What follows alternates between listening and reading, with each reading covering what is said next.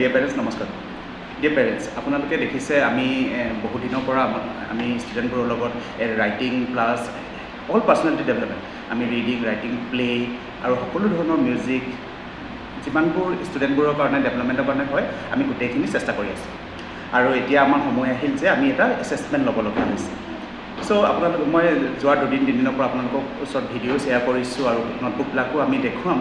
খুব ধুনীয়াকৈ আমাৰ ষ্টুডেণ্টবিলাকে তেওঁলোকে লিখি আছে, তেওঁলোকে ইম্প্ৰুভমেণ্ট বহুতখিনি হৈছে। আপোনালোকে নোটবুকবিলাক যেতিয়া চাব খুব ধুনীয়াকৈ বুজি পাব। এতিয়া নেক্সট মই আজি এটা মেছেজ দিবৰ কাৰণে আপোনালোকক এই ভিডিঅ'টো শ্বেয়াৰ কৰিছোঁ। প্ৰথম কথাটো হ'ল আপোনালোকে দেখিছে মই টাইম টেবুলখন দিছোঁ 10 ডেইজৰ কাৰণে। এতিয়া হয়তো আমাৰ মনলৈ আহিব পাৰে 10 ডেইজনো নাৰ্চাৰী পৰীক্ষাত কেনেকুৱা ধৰণে হ'ব, কি হ'ব, কিয় 10 ডেইজ।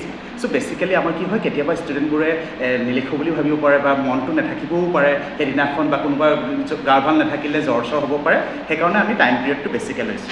আৰু নেক্সট আমি খুব পাৰ্চনেলি তেওঁলোকক পৰীক্ষা হিচাপে নহয়, আমি তেওঁলোকক আধা ঘণ্টা 45 মিনিটছ 1 ঘণ্টাও লাগি যাব পাৰে এজন ষ্টুডেণ্টক আমি পাৰ্চনেলি গাইড কৰিবলৈ আমি চেষ্টা কৰিম। আৰু পৰীক্ষাটোৰ কাৰণে হয়তো আপোনালোকে ভাবিছে আমাৰতো ল'ৰাটোৱে লিখিবই পৰা নাই বা আমাৰ ছোৱালীজনীয়ে লিখিবই পৰা নাই। সেইখিনি কথা আপোনালোকে ভাবিব একো অসুবিধা নাই, কাৰণ আমাৰ যিহেতু নাৰ্চাৰী লেভেলত আমি তেনেকুৱা ধৰণে তেওঁলোকক আমি জাজ কৰিব বিচৰাই নাই।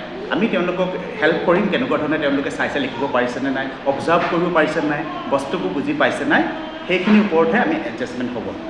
আপুনি লোকে একো চিন্তা কৰিব নালাগে, আপোনালোকে খালি আপুনি ৰেগুলাৰকৈ পঠিয়াব এইকেইদিন, আৰু আমি আমাৰ ফালৰ পৰা সকলো ধৰণৰ চেষ্টা কৰিম।